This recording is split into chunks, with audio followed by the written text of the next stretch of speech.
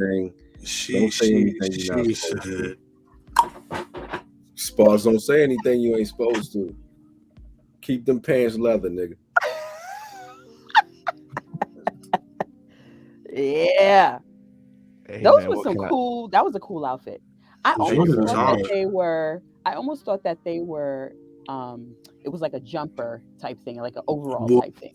I was considering a jumper, to be honest with you. A leather jumper, like an overall type look. No, well, overall, I considered overalls. I considered overalls, and then like just like that one piece, like jumpsuit kind of thing. I was thinking that, but I promised Renee Paquette that I wouldn't wear a one-piece jumper without her. So the next live event that we ever do for her podcast, since I'm the producer of that show, we're gonna wear a matching overall like jumper kind of thing. Oh, I love that. Oh, that's my homegirl. So whatever, yeah. Yes. Like, so I'll wear them. I love her too. I love her. No, she's great. She's great. So cute. I love her, and congratulations to her and Mox on their new edition. That kid is adorable, man. I don't think there's any pictures out yet. I can't wait to see. I haven't seen. And rightfully so. I'm not crazy like that. So. No. Of course not. Of course not. Where's where did the other guy go? Where did he go? He disappeared. I had to get my my microphone situation right. Dope. Matt, do you know what album cover this is from?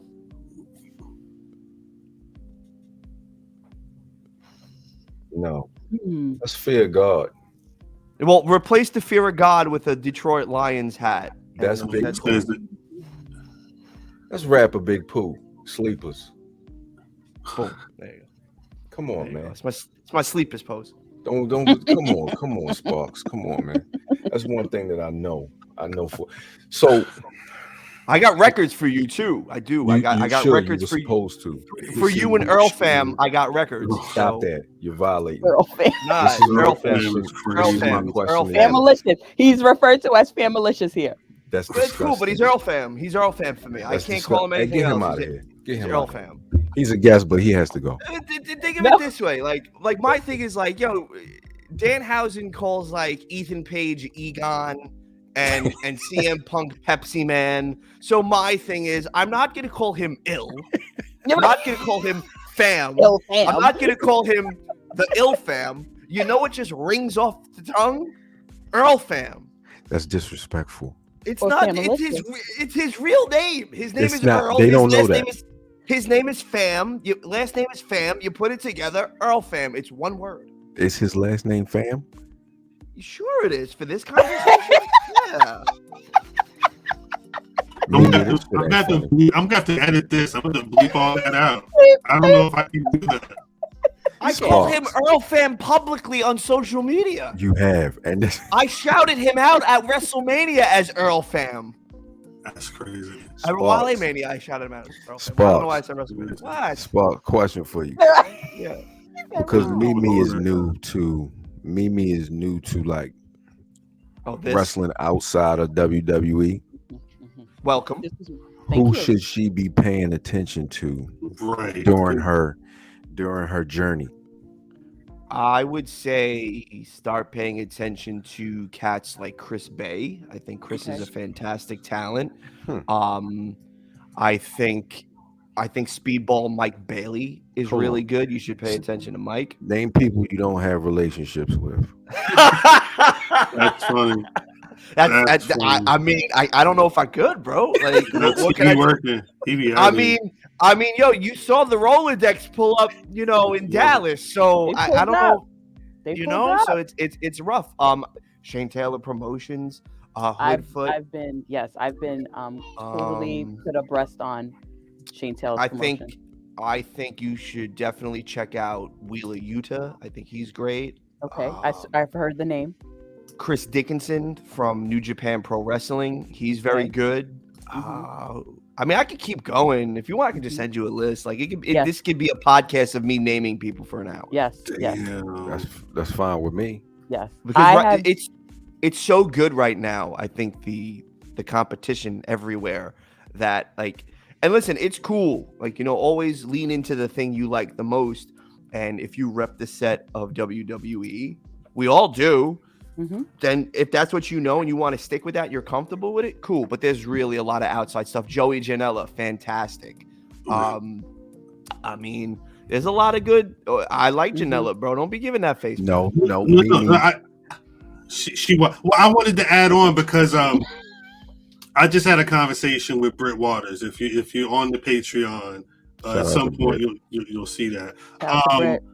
With the last time she was on the podcast, she was talking big AEW, super AEW type stuff, and I was like, it's been a minute, and there's been a lot of changes in the AEW. So how do you feel about what's going on over there now? And she was like, there's so much going on the independent scene, and the moves that have been made, like the way that because you can see TK kind of just amassing an interesting empire of AEW and Ring of Honor, and it's definitely a smart play, especially for what he's doing and who he has over there. But it seems like she's getting out of that and into more indie wrestling, which I think is dope. You know what I mean? As just a fan of. Well, it happens. You know what I mean? Like.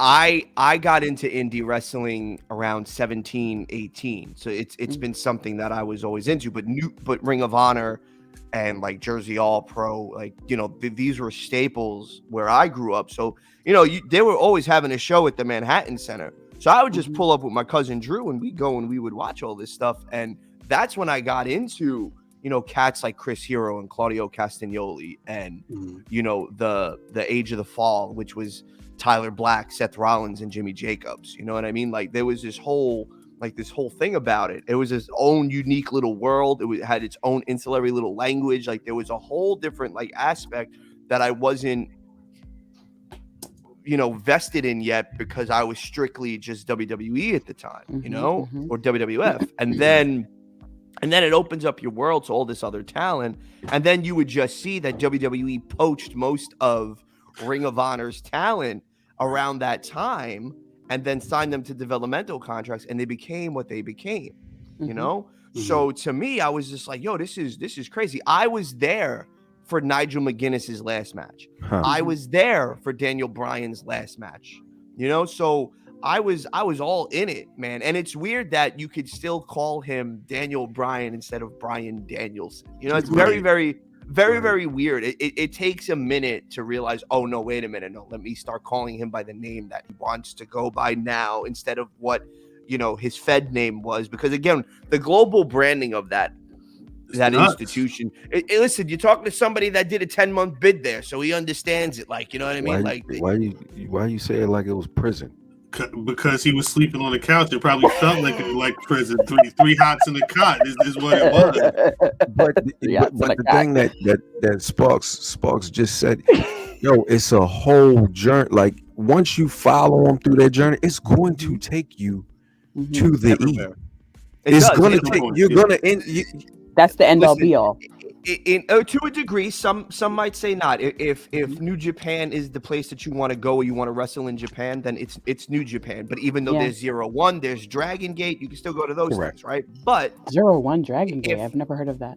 Zero. Let Sparks go.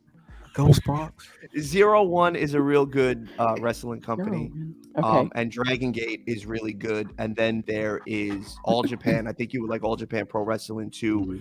DDT is, if you like comedy professional wrestling from a Japanese perspective, go peek DDT. Yeah. It's crazy. It's so good. But yeah, no. So if WWE is the sun for you in your career as a wrestler or your fandom, you can learn everything else, but you'll still revolve around that sun. Right. To get cliche, or to get Staten Island for a minute, it's the Osiris of this shit. You know what I mean? Vince McMahon's here forever, motherfucker. You know what I mean? So like,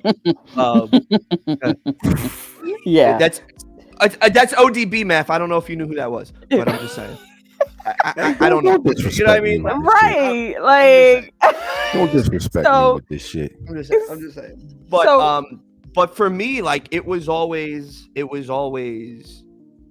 like the fabric of me. So I seen when GCW, rebranded themselves from Jersey Championship Wrestling to what they are now, and then to see them reboot Jersey Championship Wrestling as its own promotion is crazy to see. And now what they're doing with the LA fights, where it's just a predominantly LA thing, but it's like a brother and sister promotion of Jersey Championship Wrestling and GCW. I think it's cool. I don't know if it's their version of like a developmental, but like you can see that there's crossover. Like if you work LA, then you work Jersey, and then you get to GCW. So farm league. I don't know if it is. It's just from what it looks like, it seems like, hey, listen, you do these two, then you come to the big one. And what GCW has done in the last, 5 years is nothing short of incredible. Facts. I mean, they have literally created trends in professional wrestling that the bigger companies are taking. So, Mimi, I know you had something to say. I'm up.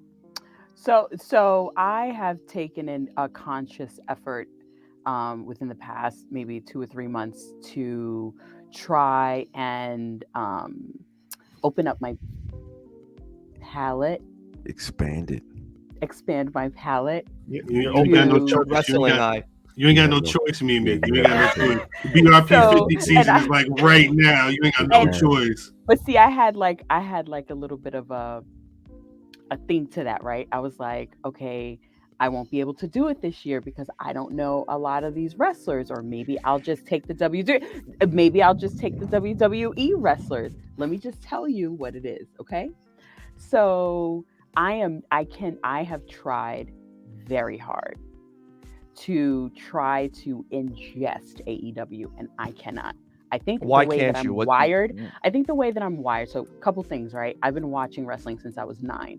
So I'm in, my mid 40s, and I'm still watching it. And the production, the production, the fanfare, that's basically what I gravitate to, right? I love the comedy. Mm-hmm. I love all of that, right? And so I worked in the building. I worked in CPG. And so, as you know, of working in the building, when you work in those types of departments, you do have like kind of a leg to creative services, a leg to executive, a leg to marketing, because all of it is encompassing within the product. So I learned a lot. My time there was 18 months, and I learned a lot from being there. And when my time was up, because everybody says, my boss even told me, like, as soon as I started, she was like, everybody has an expiration date when they work here. And it's true. Oh, but I didn't take it as hard as certain people. I didn't take it as hard because I felt like it was my dream job. And when I took on the job, you know how somebody says, is this your last job? I knew that it wasn't. I just knew that this was my John Moxley phase. I'm coming out of corporate America, still being in corporate America, but kind of like doing what I absolutely love with a company that I have seen morphed into this global conglomerate.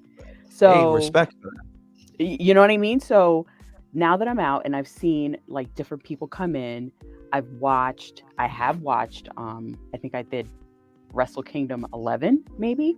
Really enjoyed it. Yeah. Really enjoyed it. I think Cody had a match with Joey Janela, I want to say. Maybe? Not at Wrestle Kingdom. Hell no. Somebody. Jungle Boy? They don't pull it was out the drawers on Wrestle Kingdom. It was somebody. It was I forgot who Cody wrestled at Wrestle Kingdom. I think it was Jungle Boy. It was not Jungle Boy. It was a white. I knew it was a blonde. It was a blonde-headed This person. The most racist shit you done said. Apologies. It was one of them blondes. It was Juice Robinson. Juice. I knew it was a J. Okay, so that was Wrestle Kingdom 11, January 4th. That was 5 years ago. Okay. Yes. So I enjoyed it. But I didn't enjoy the whole show. No disrespect to Juice Robinson. No disrespect at all. About to say Will Ospreay. I was going there too. I was about to go there too. It was one of the gun boys, the ass boys. Okay, all right. So got into NXT because originally I was supposed to work for Triple H, but I always was into, like, in the company, they kind of like, you know, they encourage you to kind of like get a taste for everything, but your focal point is your focal point, right? So as that was happening, this is a completely different conversation that we can have offline, because I got so much to say. And yes, I'm sure. Complete in the fifth. So yeah, keep going. So I thought y'all were finished. I'm like, yo, nah, no, but I'm just going through my journey of why I think that I need to open up my horizons to this. So then fast forward, I meet Lovely online, and she's kind of like feeding me different people, Trisha Dora, Shane Taylor Promotion, Khan, all these different, you know, people that she's like, you should look into this person, and she's bigging them up. And I'm like, who's that? And oh my God, I just saw a clip. Who is that? And blah, blah, blah. And she's just feeding me all this stuff. And so I'm getting a little bit into it. Yep. Getting all into it. And then fast forward, here we are at WrestleMania. So what I used to do was I used to buy tickets, but I wouldn't go to the shows, because I'm just like, I would buy the ticket to support the promotion. But then I would be like, okay, I have full intentions of going. And then I'd be like, oh my God, it's in a school. I can't do this. I'm not going to have a... Stop I'm just being honest. I'm being honest. I'm being honest. I'm being completely honest. Cut the shit. Drop it. I'm being honest. Everything that you know right now about your preconceived, I respect it and I validate it and I bring it in and I accept it for what it is and I love you for who you are. But cut the shit. Like, drop it. But I'm cutting the shit now, right? I'm cutting the shit now, right? I'm cutting the shit. You know, like, and I tell like anybody that has ever wanted to go to a non-WWE event, right? And this is no knock on WWE, because again, it's great stuff. But I say, drop what you know about your preconceived notions about what you know about them, and go into this with a completely different parameter, because you're not gonna get multi-million-dollar production. You're not gonna get fancy screens. You're not gonna get pyro. What you're gonna get, you got to. Because you can't walk into a thing like WWE, or then you're going to go to, let's say, one night, one of your friends is wrestling at, I don't know, a school gymnasium for a local promotion. You're not going to get the same production value, but what you're going to get is you're going to get these cats that are trying work rate, and they want to get there.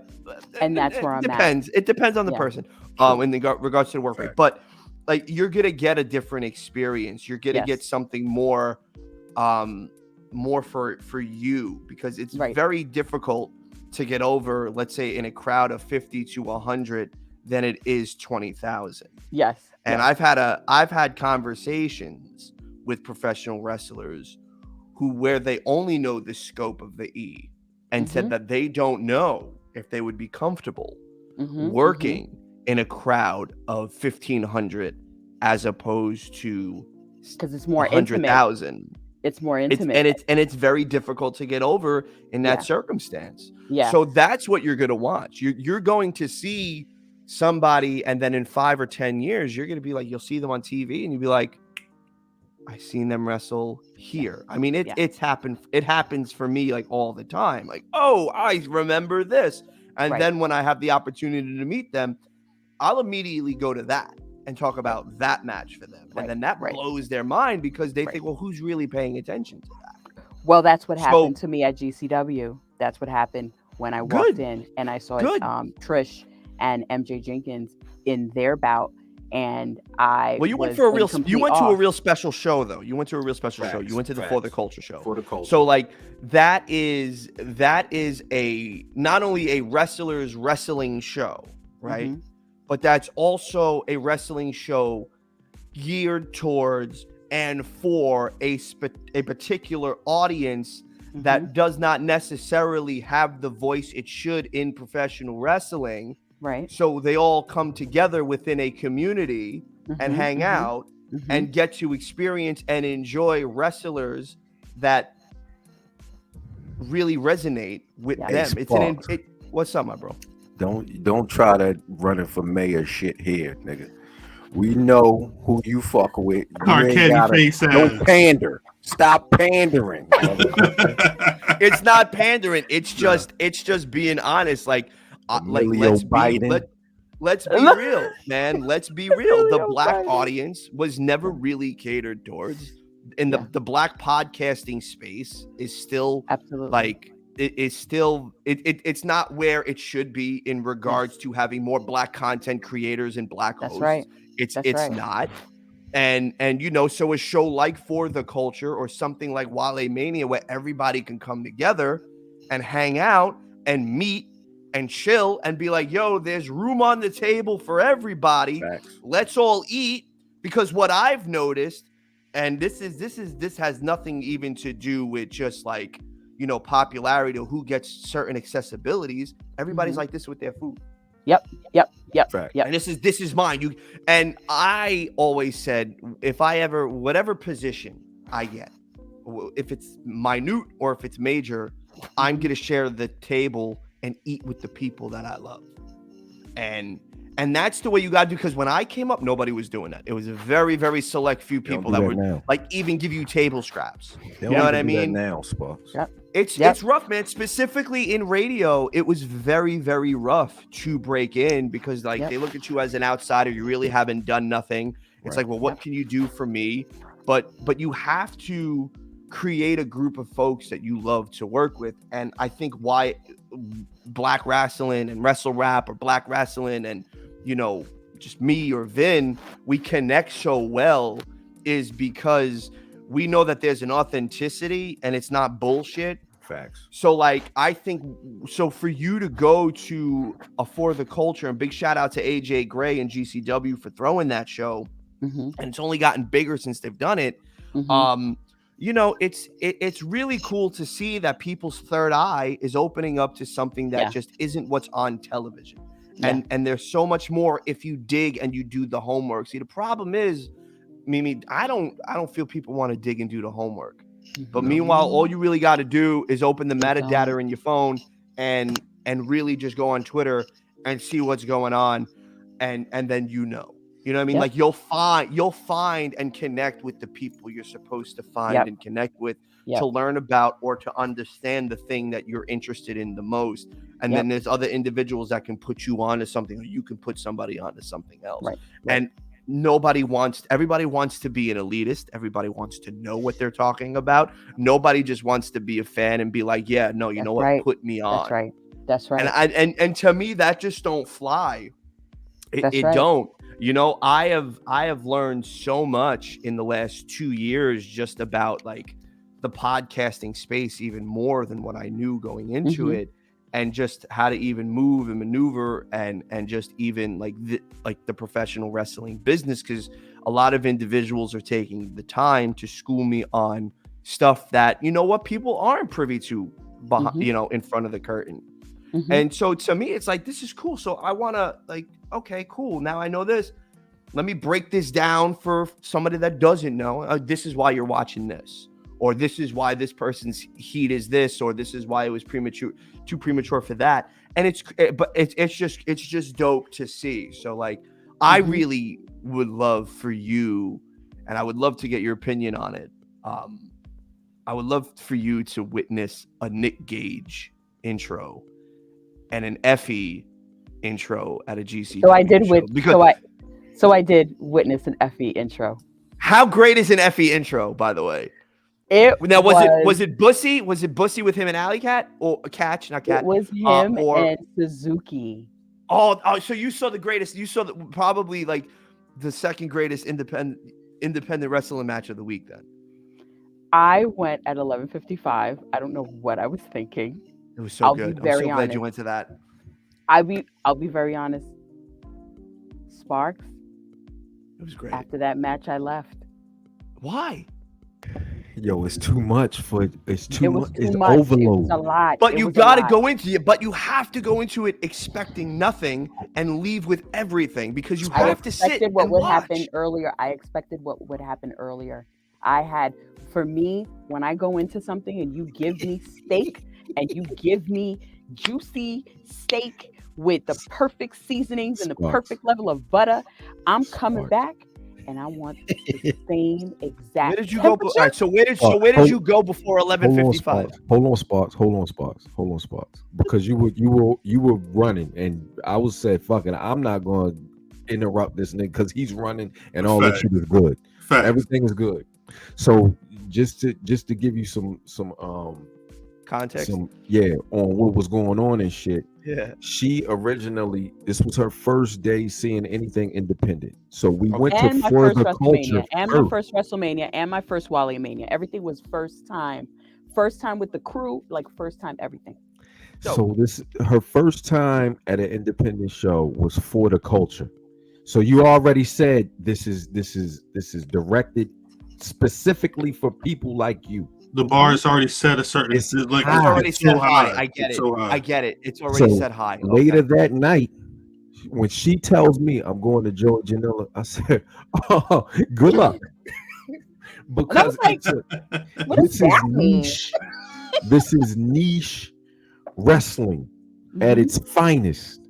But an elevated version of niche wrestling if you understand and follow their product. Right. Yeah, right. Okay. And we just left For the Culture, which it was for Mimi. Yeah. Right. So there you go. Run, keep going. There you go. That's all I need. So what did I came in with the Zack Ryder, and I don't know who this was. Zack Ryder and Chris Dickinson? Maybe they wrestled. Yeah, they wrestled. And it was this older woman, and it was a good match because he was showboating, you know, and so I was like, okay. And there was this mini storyline that was happening that was kind of gross, and I was what was the storyline? The other cat. Okay, so it was him and Chelsea, and you know they were kissing in the ring, and then this other woman. God forget, like, please, I'm not an ageist, but she was super old. It felt like it was his mom. Oh, Missy Hyatt. Hyatt. And then she kissed him, and it was kind of gross, and the crowd was just weird. It was going crazy, and I was just like, my stomach is turning, right? My stomach is turning. No, you gotta lean in. You gotta watch old Missy Hyatt stuff. She was like, okay. Nah, man. See, to me, no. See, you got to go back to old WCW and watch Missy Hyatt. She was like, she's like the, she was like the. But we're talking about right now. She was fire.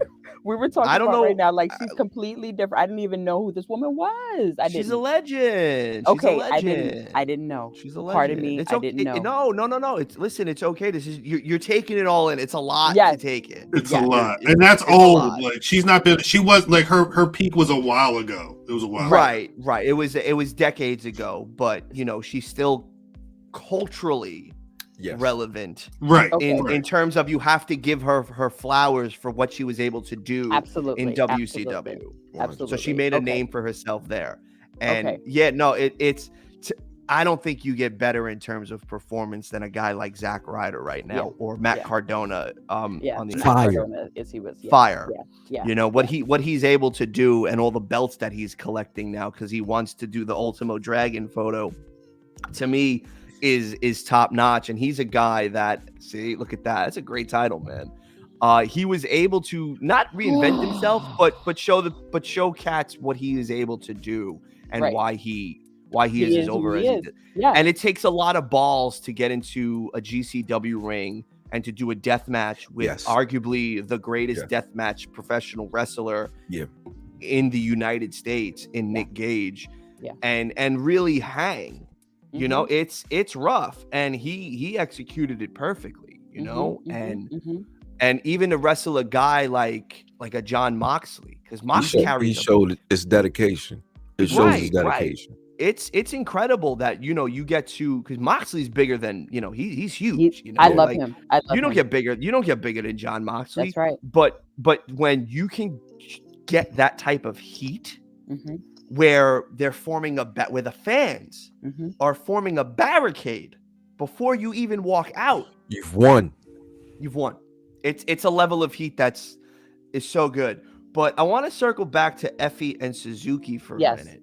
So because because everybody was always under the preconceived notion Suzuki is so serious and he can't do comedy, or he's not going to do that type of wrestling. No, to me, Effy is the vessel of doing, like, how can I put it? Effy is so good at being Effy, but Effy is also a criminally slept on professional wrestler. Yes. Where Effy's style is like that old Florida, like, you know, like Southern style professional wrestling. It's a lot of bump and feed and a lot of, like, you know, with the rest holds or whatever. But Effy is so good, and you can plug him in and work with anybody. So like Effy can chain wrestle. Effy could do strong style if you wanted to. But Effy can work what people call the WWE match and that style. And to me, that's where Effy is at his greatness, because now he's gonna perform. Yeah. So he's gonna get you to do things that you don't do. Like when he bit the nipple of Minoru Suzuki, the crowd went crazy because you don't expect Minoru to. Yes. And then they're like the chops are back and forth. Oh my god. And then, like, you know, like they're like, you know, like there's like there's some kisses, and it's well done. Yes. It builds up to everything. There's a build. Yes. And it's so smart. Yes. To me, that's why I think Effy is one of the greats. I enjoyed that match right now, just doing what he's doing. Who's and I could be, you know what I mean, stupid, but who's Effy's fan base? Effy's for everybody, brother. Is it new school kids or younger kids? Is it? I think it's probably the generation. See, look, again, not to age us, but we're in a different realm. So, like, you know, everybody already goes in with, well, back in my day, they didn't do this.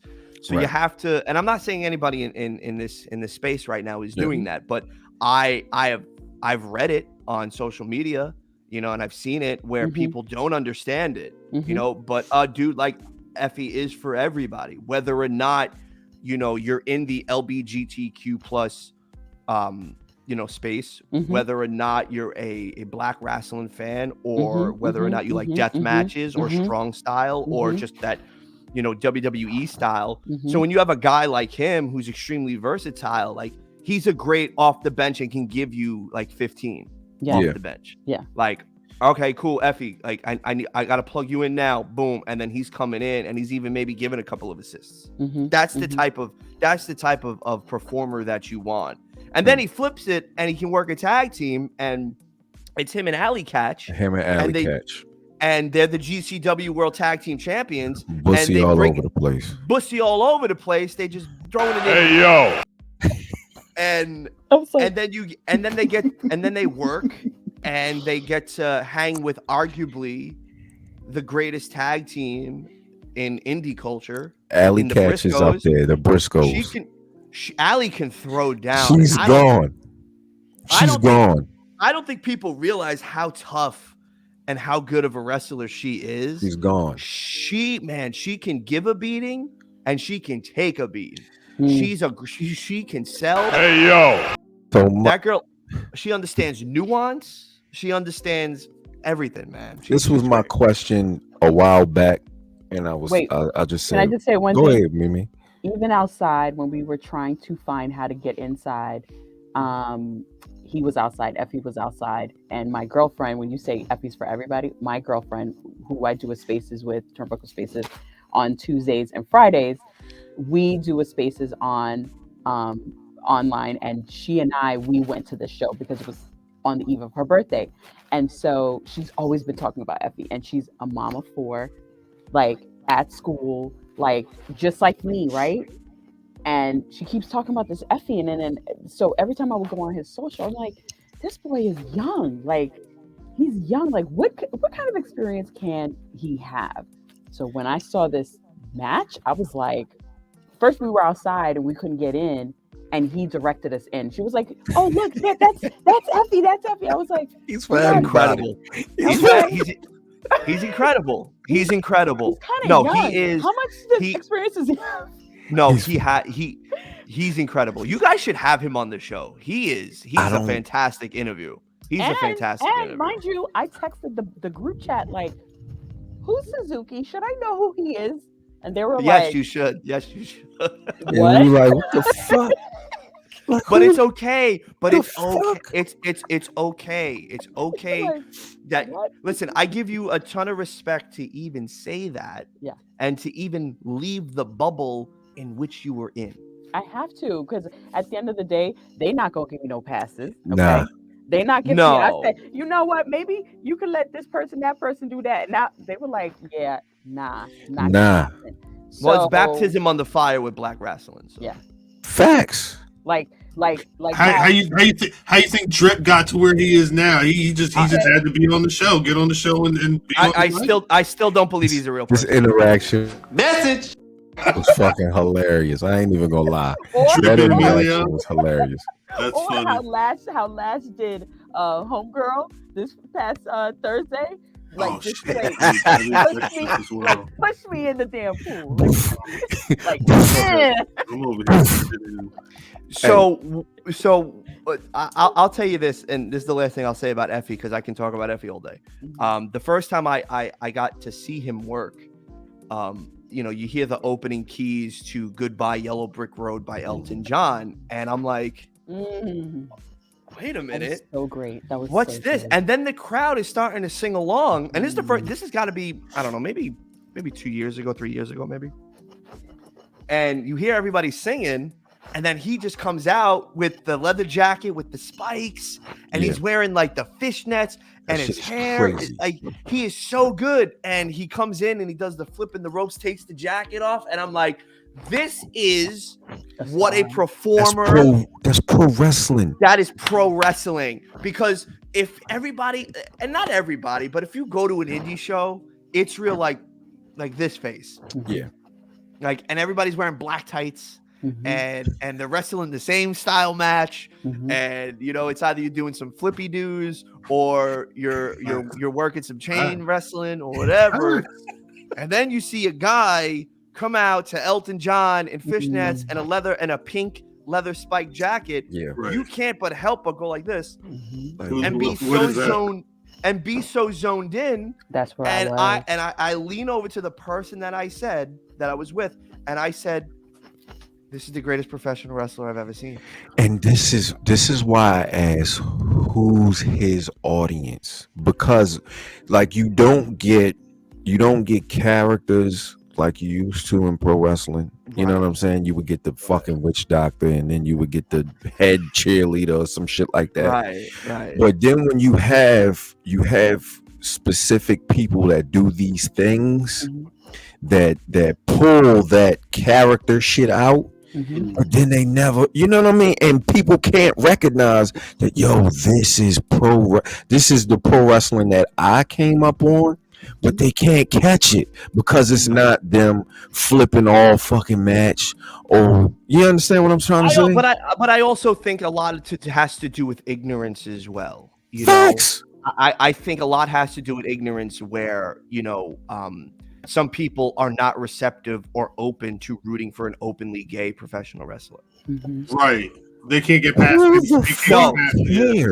We don't care. But there are folks out there that they have the blocker up and they can't see past that. And shame on you, because you are losing out on some of the greatest wrestling in the world. The build up for him to kiss somebody is epic, because when it happens and it comes out of nowhere, you're like, yo, and the crowd goes crazy. And then there's a 2-second hesitance from the opponent, and then they kiss him back, and you're like, this is great. It's great. It's like when Joe and Suzuki were chopping for a minute, then you get to see a smooch fest, and then you'll see them like throw a hard elbow after a kiss. Yo, you gotta. I'm in. It's fucking wrestling. Thank you. Everything is wrestling. Because we're gonna do this all fucking day, Sparks. I ain't got time to be fucking with you all day. Give me an Effy. Give me an Effy match that Mimi needs to see. I need to see if I haven't seen it, and Cal needs to see. Effy versus Matt. You could do. Listen, he has a ton of great matches, but Effy versus Matt Cardona. Okay. Like there's watch that. Effy versus Matt Cardona. All right. Okay, Sparks, when the next time people gonna see you in them leather pants? That's a good question. I'm whenever, man. Hey yo. I'll wear the leather pants when I gotta give you guys a better shot because there's better pictures of me and my glory with those. All of them. I was looking online. I was trying to find a good one. I think that was on Kaz's Twitter. I'll send you the drop boxes of all the Wale Mania stuff. We have so much footage, and because it was crazy because we've never genuinely documented properly any of the Wale Manias. Right. So when I documented it. Well, you're great. That's why she did. She did. We're in the heat of the moment. We're like, what? Like, whoa. Oh yeah, right. We should have did that. So this year we decided to have a whole bunch of shooters come in and take photos and take videos. Sparks, they were all over. I'm gonna cut you off. I don't care what you're saying ever. Okay. And I wanted to ask you this. Like, yo, what are you doing? What are you doing this for? And because you're running yourself into the ground, right? We had this conversation. No, we legit had this conversation several times. And I'm like, yo, you need to slow it down. Stop it. What are you doing this for? And do you think they'll appreciate it when it's done? Because I'll be honest, when I came across Wrassle Rap, it was you and another guy, right? Which was it? Vin? Was it Kaz? It was Vin. It was Vin, and then you started doing it by yourself. So I started. It first started with me and Kaz. Yeah. Right. Okay. I didn't hear that. Yeah. And then Kaz went to New York, and so I was like, okay, we're gonna keep the show going. And then I did it for a while by myself. Yeah. And that's the ultimate. Well, that's the ultimate test as a podcaster and just a person that if you know something and you break it down like the X's and O's, if you can't do a show by yourself, then you have no business talking on a microphone. Right. Facts. I don't have no business. That's why I don't talk. Well, you're in a different you're a different like amalgamation of just things, and I understand like where you can plug in and where you can plug out, but I also genuinely believe that if you were to sit in front of a microphone by yourself and you had 5 or 6 bullet points, things that you wanted to discuss, you can do it. I understand the gimmick of who you are and what you do on this show. Not a gimmick, Sparks. And everything's a gimmick, brother. I know you. You know me. I do, but you could. But there's a difference, though. You are math, but then sometimes we got to turn it up to 10. And when you turn it up to 10, $20 says if I gave you a doc with 5 bullet points on it and said hit them all. That's the next episode. That's the next episode. Say less. Do it. Speaking of that, because you can do it. Sparks, can you just let them know how we came in the House of Blues the other day? Well, first off, big shout outs to y'all because y'all had tickets. Yeah. And hold on. Who doesn't? Of course. Now wait, Cal knows where I'm going with this. Yeah, no, right. Some folks hit you up and be like, yo, can I get 10 comps? Let me get on the list. What the list looks like? Let me get on the list. And there ain't no list. Plus 3. If you don't bump, you ain't on a guest list. You ain't coming in for free. If you don't bump, you don't come in for free. You're running this my man. This is my man. So, why would I not pay? No, and I appreciate that for you. But like the fact that y'all even purchased tickets meant a lot to me. We purchased a booth. We didn't even sit in. Right. We didn't even sit in because we were getting the booth. What happened? Oh, well. And the booth. Well, you should have hit me up about that. We could have fixed that. There's a lot of behind. Y'all would have been on the stage. We don't come to bother you. Sparks when it says just come on up. Yeah, well, family's never a bother. Let's be honest. But this room right up here. Come right up here. You'll be good. Yeah. Chairs back there. You good to go. Come hang out with Indy Hartwell at Toxic Attraction. Let's go. Come hang out. Big shout outs to Kaz and Snap God on that photo. I got Hennessy to drink, Sparks. I'm not hanging with nobody.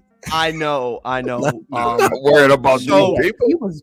He was working the room, okay? Oh, I know he was. You don't think he was? You don't think I know he was? I went up to the VIP sections. He's buying shots like he's Rockefeller for everybody. I mean, accurate.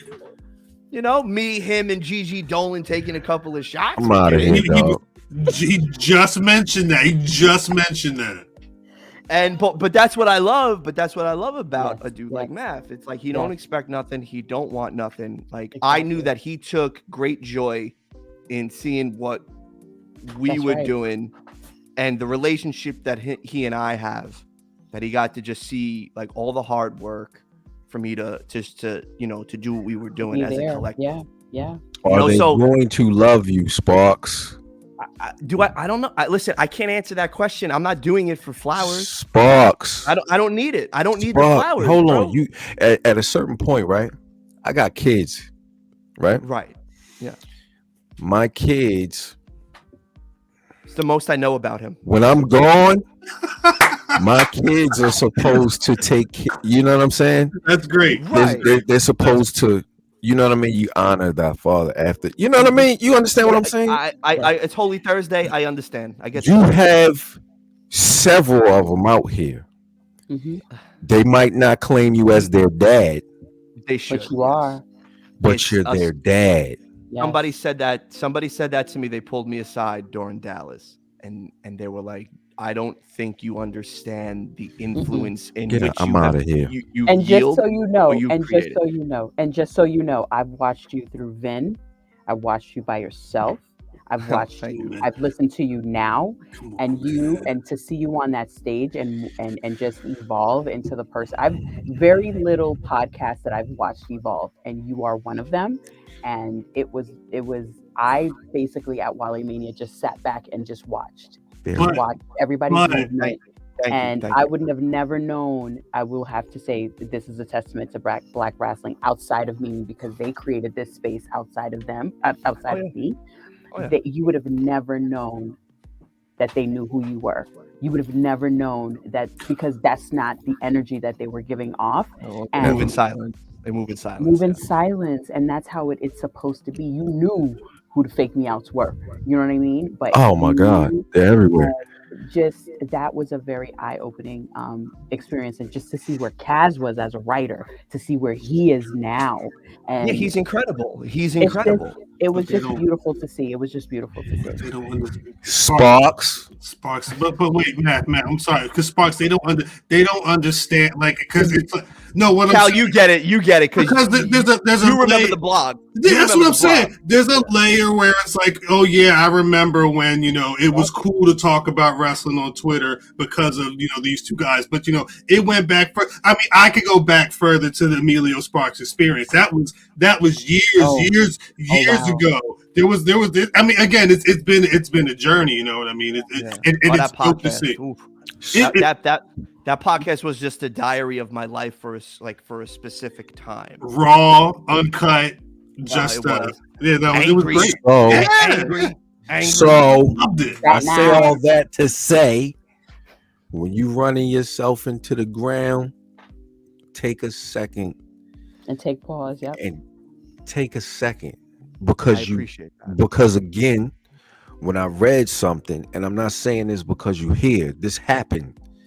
When I read you was like, yo, I'm sick, or Vin said you were sick, first thing I did was text you.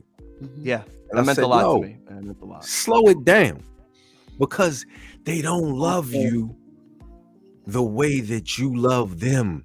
Yep. Facts. Slow that shit down. But I don't look at it as I know. I get it. I don't care. I don't care what you say, Sparks. I don't care. Slow. I don't give a fuck about none of that shit, Sparks. I'm gonna tell you that. Because they ain't gonna tell you, because they so far up your ass and what you could do for them. I don't care about none of that shit. Well, one of the eye-opening experiences, and I'll tell you this, when I got to WWE, the phone blew up, and all of a sudden you're big bro, and whatever you need. Facts. Let's do lunch. You're like, yo, I'm 2 days older than you. Let's do lunch, OG. Right. Exactly. Like. And then once you're out of the bubble and you have nothing to offer them, right, and you're trying to restart your career figure out if this is the thing that you want to do, because I had a crisis of faith, and a come to Jesus moment where I didn't think I was going to do this anymore. And I didn't know if I really wanted to do it because I was burnt out. And then you get, 2 phone calls that change your life for the better. And then you go, okay, this is what I'm supposed to be doing. A wise man once told me, if you can see yourself doing this for free, whatever it is that you enjoy doing, then you should get paid for it, and you should get paid handsomely for it. So once I heard that, I was like, okay, I'm gonna do it. And I was always from the school of want plus do equals have. So like, if I want it, I have to do it. There's no stopping me. Like, like I was hell bent on developing something that did not exist within that company's spectrum for years. That's right. I walk in and now there's a podcasting space and a medium because it was part of something I created. That's right. And when I had my first interview, essentially they said, create us something like Wrassle Rap. And that's when I knew the influence, whether it was me and Kazim, whether it was me by myself. And Vin wasn't even a part of the show yet. And Vin is a real instrumental figure in Wrassle Rap. And I don't think people give Vin his flowers at all. And they should, because Vin to me is a complete broadcaster. He knows everything about anything, a little bit of everything. He's so good. Shout out to Mighty Vin. Follow him on Twitter at Mighty Vin. Follow him on Instagram at VinForteNYC. But in terms of flowers and whatever, I don't need to be showered with false praise, because from true love sometimes comes a false idol. So I'm straight on that. I got that tatted on my back. So I legitimately believe in that saying. And I'm like, yo, I don't need it. When a cat like you checks in on me when I'm sick, it means a lot, because you know what I mean? It's more than this, anything that I do is for me, and anything that I do or to create, it's for others to enjoy. That's but right. I want to be told, well, you can't do this. And then I'm going to tell you, no, I can. And I have every single time. I got told, you'll never make it in radio. You have your New York accent is too thick. You sound too ethnic. Nobody's going to hire you. I was told this. I was like, okay, cool. We develop a podcast. The thing went number 1. Then I get to Sirius. I help break records. Oh, you'll never get a gold or platinum plaque. Right. I got 3. Board ops because they don't call them producers at Sirius. They call them board ops, unless you have the official title with the pay raise. But if you're like me and you were making $15 an hour and you only working a couple hours a week, you weren't getting shit. Right. But they were like, board ops don't get plaques. They don't help break records. I broke 4 records. I got 3 plaques. Talk your shit, Sparks. Oh, you'll never. You help. YouTube is too late for you in the game. Cool, no problem. I get a YouTube plaque. Talk your shit, Sparks. Oh, you'll never. You can't produce. Oh, well, you don't have the mental acuity or the how can I put it? You just don't. You can't do it. You don't know how to. You don't know how to produce. Okay. I produced 5 number 1s. Developed 2 for WWE that went number 1. It had 97% approval ratings. Okay. I had 5 in 1 year number 1s. 5 in 1 year. 5. Talking Shop beat out Conan O'Brien as one of the most listened to podcasts in 2019. I was listening to that every week. Conan O'Brien was number 10. Talking Shop was number 5 and the most listened to. Damn. Talk your shit, Sparks. Renee Paquette has been one of the most listened to professional wrestling podcasts since it started. That's right. That's a fact. What fuels me is not people saying, yo, good job, big bro. Hey, let your head down. What fuels me is, yo, I'm just gonna flex my chest and do this purely based on ego and what you can't tell me to do. Now, do I have the same energy as I have? Oh no, I don't anymore. Do I respond rather than react because people want a reactionary response out of you for everything in life. Yeah. Right. Do I even approach Twitter in a completely different context now? Absolutely. And I told Earl fam this, and I'll tell everybody this. Like, yo, never swing down. Never swing down. That is true. Right. That's a fact. We've had that conversation before. Yes, I've told you that. Don't swing down, because a lot of people can wave the flag and say rah rah about black wrestling and doing things for black wrestling in the community and in the space. Right. But then when you see their Twitter, they're down talking professional wrestlers of the same color as them, and you do it a disservice. I've never seen black wrestling do that. Message. I want to swing. I want to swing though, Sparks. See, this is why you need to. This is why when this is why you know Sparks is real. Because something will be happening in the world, and you'll get a text from Sparks like, "Yo, I know. Take a second. Yeah, the Sparks watching some shit. Like, hey, I wouldn't do it. Like, shut up, Sparks. I just say this because, like, I understand, like, that there's certain things that you want to not attack, but there's certain things you want to bring to light, right? Yeah. Or like you might feel slighted in this way. But to me, I'm always like, yo, if people don't say that Wrassle Rap was one of the Godfather podcasts that have spawned, like, let's just say contemporary urban talk within the social construct of professional wrestling, cool, whatever. Math, I know me and Kaz birthed a lot of sons. It's facts. But I don't need them to, Michael Corleone the ring. I don't need it. You know what validates it? The next phone call I get and say, we want to pay you the bag to do this. That's right. That's cool. Wait, you don't need them to acknowledge you? Acknowledge me. Need it. I don't need it. I'm getting out of here. You know who I want? You know who I want to acknowledge me? Here's who I want to acknowledge me. The people that I love and respect and enjoy working with, and my other peers and contemporaries that I put on the same level as me. That's right.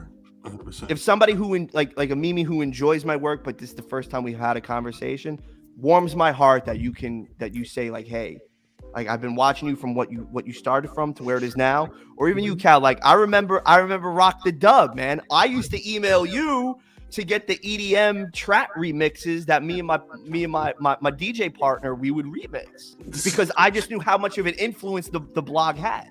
And he was in all. I'm telling you, it's deeper than Wrassle Rap. That may be the title. It's deeper than Wrassle Rap. That's the title. Right. That may be the title, whatever this is right now. No, we got to get out of here. Sparks, where can people find you on social media? Where can they find at Emilio Sparks, EMILIOSPARKS on Twitter and Instagram. I produce all your favorite podcasts. So if you love Renee Paquette, go support my honey. If you love Gallows and Anderson, go support my good brothers. If you love Wrassle Rap with me and Mighty Vin, click subscribe, do the thing. Okay, just go. I have it all on my stuff, so go and check it out. Go for it. Yes. Shouts. I mean, do patreon.com/Black Wrestling. Mimi, right. Math, Emilio, thank you for coming through. Fan, wherever you are out in the ether. There he is. Wait, he's been here the whole time, like a creep. The whole time. Like I wouldn't say the whole time. I don't know. I wouldn't say the whole time. Was he sitting there just drinking some Crown Royal, just sitting back? Like, I always say this. Whoever Jay Dilla's Donuts, what was he doing back then? Facts. Whoever subscribed to the Patreon, there's a point where I make a face. And I was like, because I was looking to see if man was about to try and hop in, and he said, and I said, we kept it moving. We gonna get out of here. Patreon.com/Black Wrestling. Pay the 1, pay the 10. Appreciate you. We gonna get the fuck out of here. We'll catch y'all next time. Peace.